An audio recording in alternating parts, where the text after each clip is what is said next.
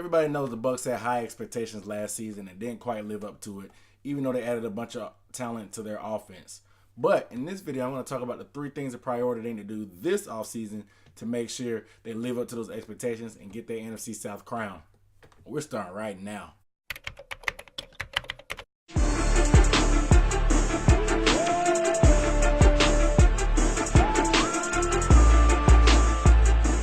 What up, dude? What's up, everybody? It's Aaron Duncan here with the Necessary Bluntness Sports Talk. You guys already know what it is. The channel, we might not tell you what you want to hear, but we're definitely going to tell you what you need to hear.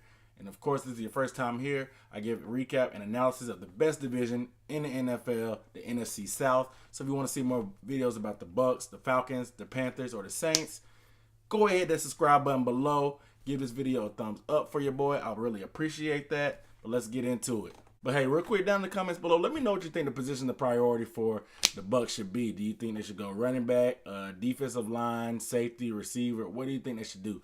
Let me know down below in the comments. So, first of all, the number one thing that the Bucs need to address this offseason is the running back position. Look, it's always a risk paying running backs after they had a couple productive years because I don't know if they just stopped running with a purpose or they're not hungry anymore, but when they're running for a check and trying to get a payday, they run like madmen.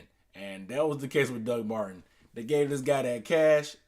He pretty much didn't work out the way he was supposed to be. They had to cut him. Look, I don't think it was a surprising move for anybody at that point because the guy wasn't really in good graces. They gave him the carries to try to make sure he got his money's worth because when you're paying a guy that much, you can't not play him. But Peyton Barber ended up being pretty solid at the end of the year anyway, so they got rid of him. Peyton Barber, they gave him a chance. He doesn't look like he can be the man. He definitely deserves to be in the rotation and get some carries, though. I see them going after Saquon Barkley maybe in the draft or whatever they may go after and get a running back. They got to get a bell cow to take some pressure off Jameis because Jameis can't do it all. That lack of running game kills them every time, and they can't control the clock. They can't control the ball, and they're always playing catch-up, which causes Jameis to have to throw the ball 100 times a game. Or when they get a lead in the game, they can't hold it because they can't run the ball and sustain drives. You can get running backs in the draft. We all know that. But if they can go get Saquon Barkley, a man that can do it all, I mean everything, that would be a sick addition for the Bucs and just be another offensive weapon that they already beefed up last season when they got O.J. Howard and Deshaun Jackson. Number 2 position of priority is the defensive secondary, defensive backfield, whatever you want to call it. They need a safety, guys. They need a corner.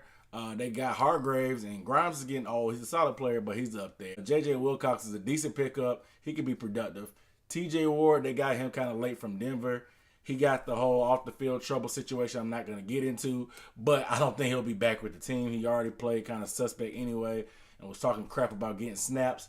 I don't think he'll return. Anytime you're kind of suspect as far as the rotation, and you have something off the field, that's just that excuse they need to get you up out of there, homeboy. So I think he's gone. They got to get a playmaker at safety, and they got to get a corner with some decent size. Both of their corners are kind of small, and they can be liabilities at sometimes, like I said.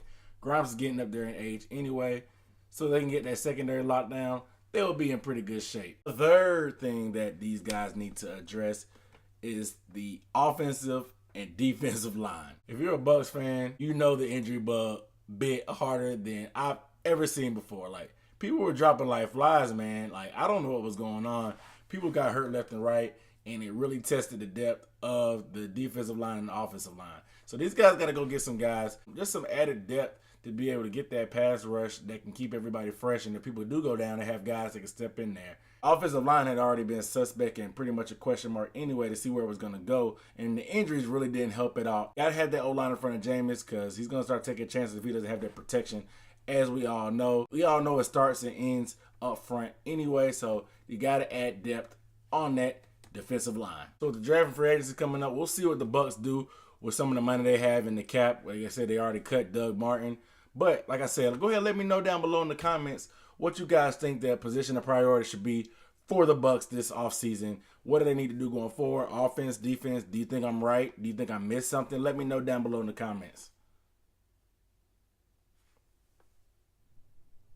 With that being said, I'm Aaron Duncan, Necessary Bluntness. I'll see you next time.